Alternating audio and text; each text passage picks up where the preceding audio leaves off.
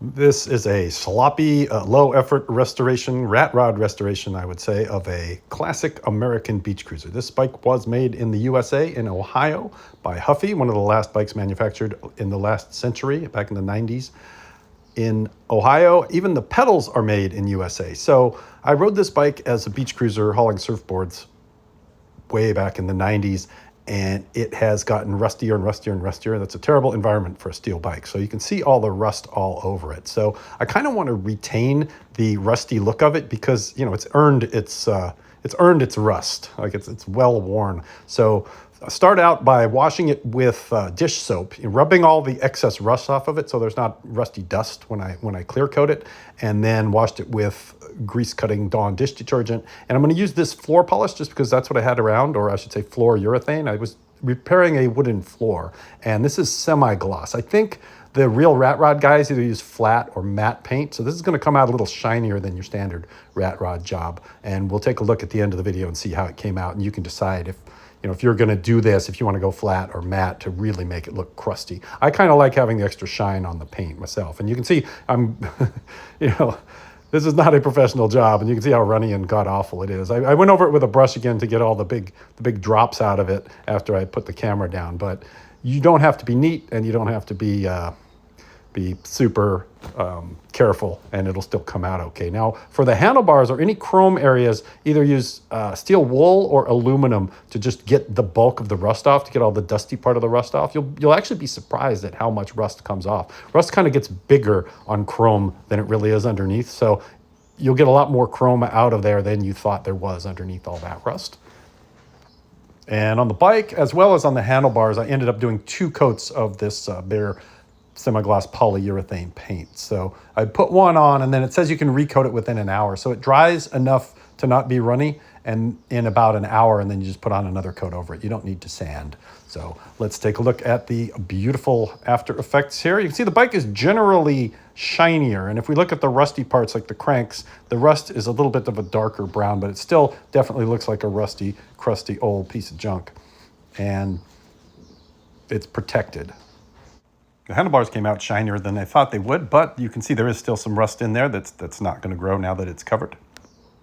And the other side of the bike looks like a surfboard. This is a Rocky rack, also made in USA. I think they might be out of business now. So if we remove the surfboard and get up close, let's see what I've done to this and just how it turned out. So the handlebars are surprisingly shiny. And then on the top tubes, a lot of the rust was collecting in the grooves. So I put thick layers of polyurethane there, and you can see the fork still looks rusty, but it's darker.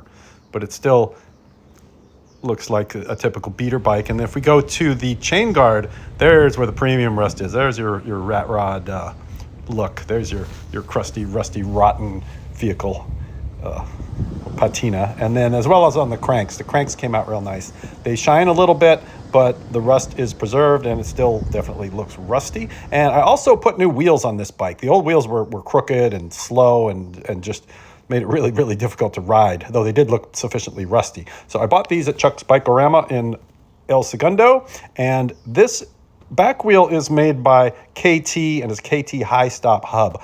And I put one of these on my son's bike as well, and they roll really good. You can see there's no resistance when you just spin it in the air and the back, and then also in the front. Good, no rolling resistance. But the real test is to bomb a hill. So let's get our maximum speed on this radar detector hill and just see how fast I can get.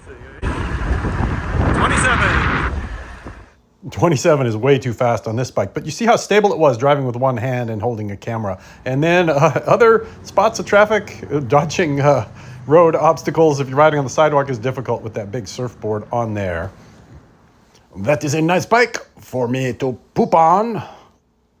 And on the bike path, it works perfectly. The surfboard hangs off of the right side of the bike. You always want to put it on the non-kickstand side so that when you put the kickstand down, it can balance. And because it's on the right side, you can kind of hang it over the edge and stay on the right side of the path. And then if people need to pass you, they can get right by you, and you're really not blocking any traffic. And honestly, with these new wheels on it, I'm able to keep up pretty well with traffic and not be too much of a slow object that people have to get around. And then finally, going up and down all those giant hills, finally get to the beach. My legs are all pumped up and find out that there are, in fact, no waves. There's only one person out there, and that one person is out there because he works there. That's the lifeguard. If there was such a thing as a small wave riding contest, today would be the perfect day for it. And the lifeguard's out there having a good time all by himself, staying in shape, getting his cardio in. Thanks for watching. Hope this helps you guys with your restoration projects. Comment, like, subscribe.